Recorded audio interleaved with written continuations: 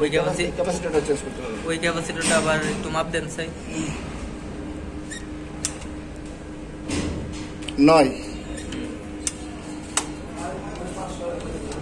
স্যারেরটা 9 হ্যাঁ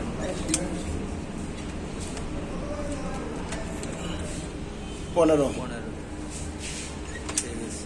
এটা 3 ফেজেতে 2 ফেজ মার খাইছে, 1 ফেজ সমস্যা নেই। এটা ক্যাপাসিটর নিয়েছেন। ব্যাপার হচ্ছে এটার মান কেন সমান দেখাইবে? হ্যাঁ এই ফেজ আর এই ফেজ দোস্তি হ্যাঁ। কত দেখায় দেখ।